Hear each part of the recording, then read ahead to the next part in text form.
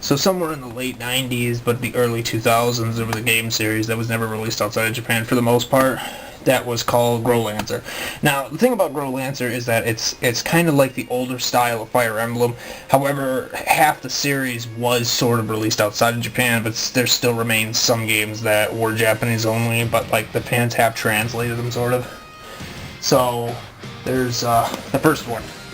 The first one is actually a prequel to the second game, Sense of Justice, which is already in English. It's kind of interesting because the way the game follows, the story goes that you play as a mysterious boy by the name of Carmaine, sorry. And he has to figure out like how to be a good person, but at the same time figure out like what's right and wrong, because he's like, you know, it's his destiny to save the world or destroy it. But over the course of time, you try to figure out like who he is and like what's really going on. And Growlanser actually has a lot to do with the story. Like the title of the game itself has a lot to do with the story of the game itself, you know. So it's really interesting because the way it goes is a long time ago there was this there's these two races. There's the Growlins and there's the Featherians. And they created this ancient legendary monster, because they're essentially like gods and deities essentially, where they created this legendary monster known as Gavel, G-E-V-E-L. Now, if you ever played The Sense of Justice 2, Gavel was actually renamed somehow, but it was still the same monster, and it wasn't as nearly as strong as it once was. But the idea is that Gavel is supposed to be like so damn strong that like it has the ability to like possess people, and it like eats their human flesh and all that, but at the same time it's like it does a lot of other things too. It possesses people, it can create clones, it's essentially like a pretty powerful weapon, and it's immune to anything but like certain Featherian magics. I think it's either Growlin magic or Featherians, but the idea was one race created it, and then eventually the other one hijacked it and then reprogrammed it, so they like essentially can do the same. Like they essentially can use it to their advantage, but it was sealed away in the crystal mines after like the other group stole it or took the upper advantage with it.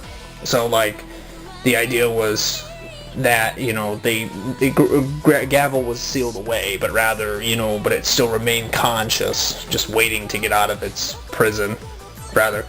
And once it gained control of itself again, you know, there was only so many people that could beat it, and it was immune to like everything else. So it's like kind of like one of those boss fights.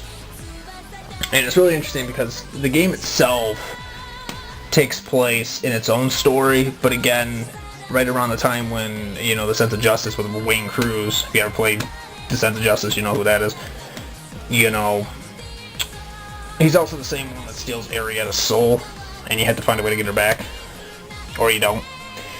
But there's a lot of cameos between like some of the characters that were in the first game and the second game. But like what's really interesting about The Sense of Justice though is that it takes place, there's like up until the point where Carmaine joins the party with Wayne Cruz. You know, the first half, you know, up until that point, the game is pretty much, you know, retelling the events on the other side of the continent before you actually run into, you know, Carmaine himself. So the first game takes place in its own way, but up until when Carmaine joined the party with the second game, that's when the second game begins with the first game. So it's kind of like the first and second game are kind of happening at the same time, up until the point where, you know, the first, it's really interesting, it really is, how it plays out. It kind of gets a little confusing where it lays out, where it begins and where it ends, but essentially the game crosses into the game's path. It's really cool. And so, what's also really cool about Growlanser 1 is that there's like so many different ways to play the game. There's different skills you can get. You can play the game out of order, like what order. There's like a dichotomous key of like skills you get, all that. So you can play it like at different intervals. You get what is known as skill points, and some things take more skill points to acquire. But what's really interesting though is like, so like every time you level up, like I think level 99 is the max.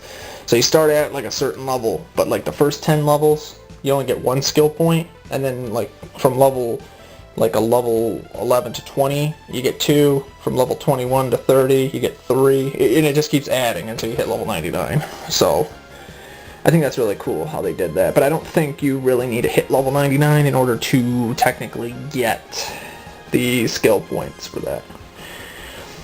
You know, you can pretty much probably hit max level and just to make higher stats, but you really don't need to max out your skills at like level 99. I mean, I'm sure you could probably cap it off at like maybe level 50, maybe? Somewhere around there. I'd have to look it up, but that's one way to look at it, though.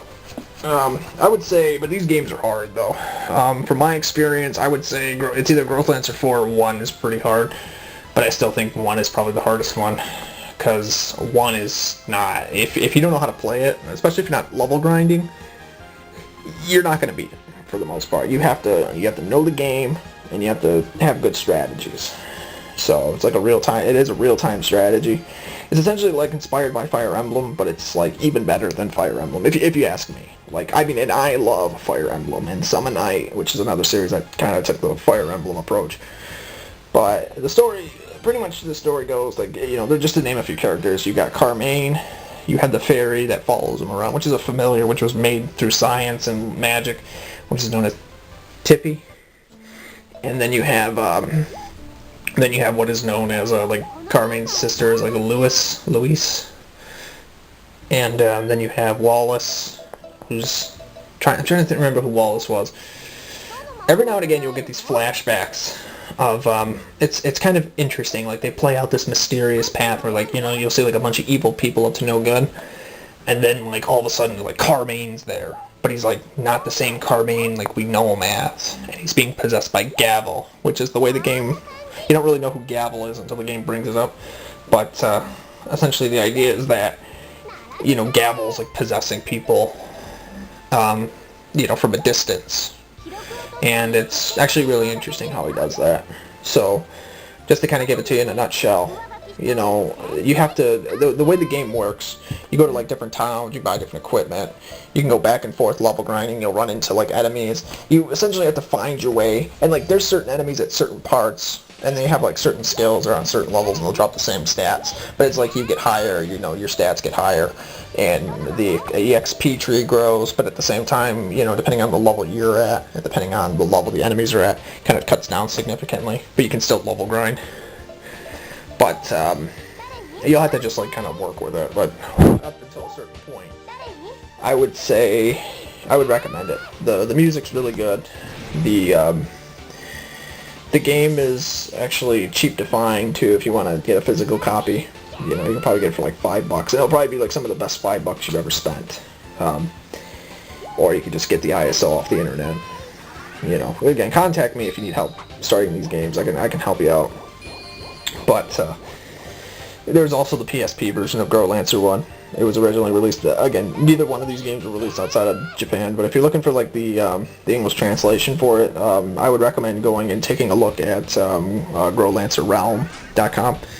They're the ones that pretty much provided all the information that was really necessary for the game itself. So all credit goes to them for keeping this site alive, and them for keeping this game alive too. Anyways, so yeah, and mind you, the opening theme song for the PS1 version is called The Warrior of Light, or something like that. The Growlanser. The Growlanser is essentially supposed to be like a mythical individual that has like the power of a deity and all that, and they can like do stuff, they can create stuff, you know, creationism essentially. You know, they can, now I mean not like the same creationism you might think of, but I mean like, you know, they can create stuff, you know, let's put it that way. But it's really cool. The Growlancer series is definitely something to check out, and if you've never played it before, ooh man, you're missing out. There's a lot of great games out there.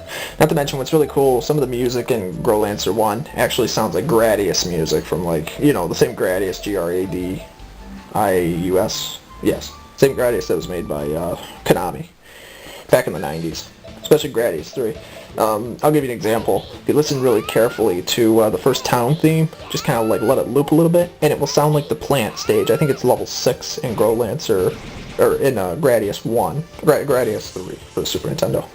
It's actually really cool, clever. So there's that. Now, what else was I going to say? Oh yeah, so in the PSP version, you have a different theme song. It's called, you have Tomorrow, and then the second one is called Crimson Eye, I believe, or something like that.